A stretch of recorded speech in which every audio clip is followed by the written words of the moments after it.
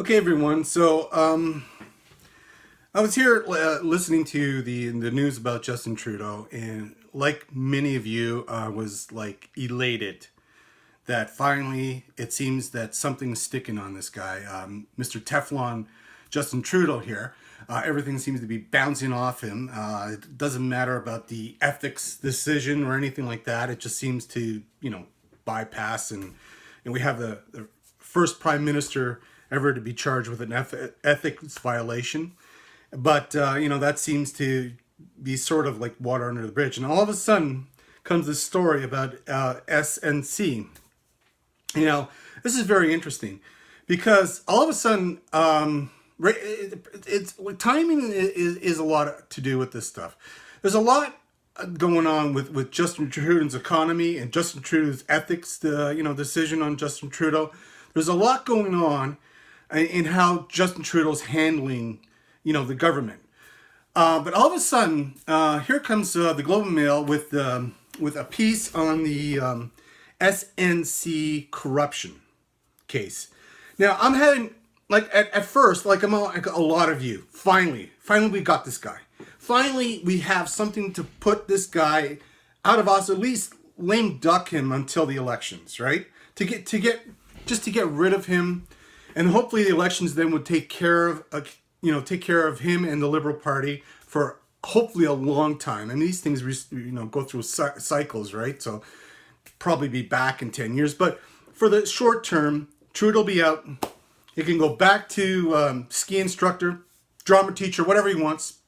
He'll be completely out of politics, and the Liberal Party will be, hopefully decimated like they did in Ontario, right? So we don't have to deal with this kind of, BS government.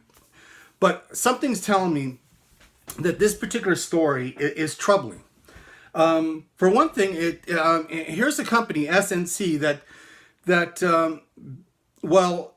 it transpired. The corruption case transpired not during Trudeau's years, but prior to Trudeau's years.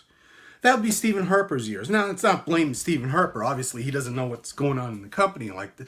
But I do find it troubling that this has not been mentioned by Justin Trudeau, because Justin Trudeau basically blamed Stephen Harper for basically everything, right?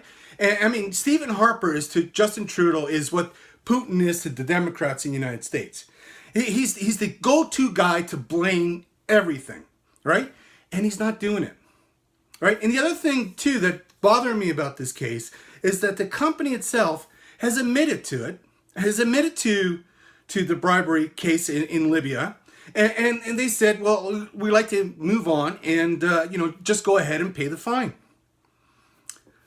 So all of a sudden I'm thinking, holy cow, we've been setting up for a trap.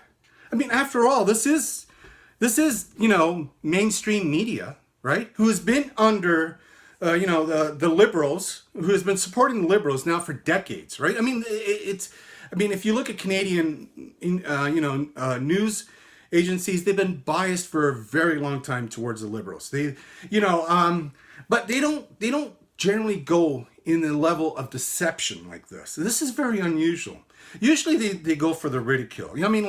If you look at, somebody like Joe Clark, Joe Clark with the little mittens that, that's the kind of ridicule that our Canadian news media typically do, right? They could go after Justin Trudeau for his dumb socks, right? But no, they don't touch his socks.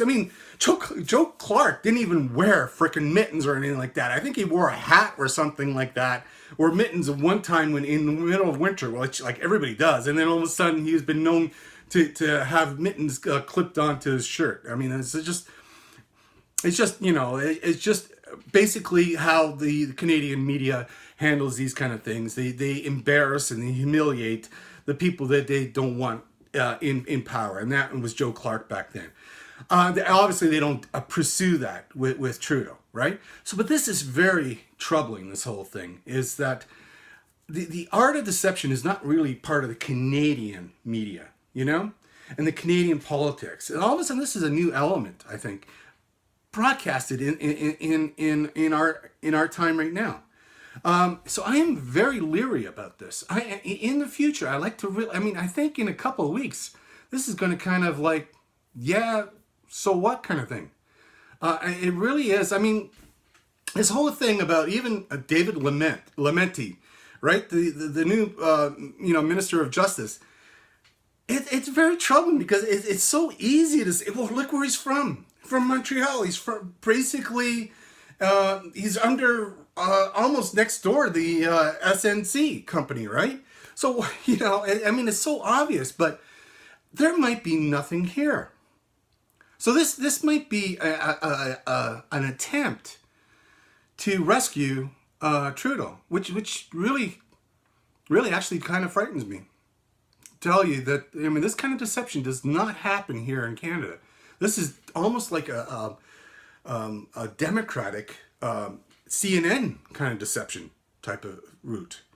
So, I mean, I don't know. That's the way I feel. I mean, I would very, very much like it if I'm wrong, and they can lasso Trudeau, tie him like a hog, cow there in the middle of a Calgary stampede. I would love that. But something tells me we better wait and see. Just proceed with caution. Anyway, that's my take. Thanks for watching. Catch you next time.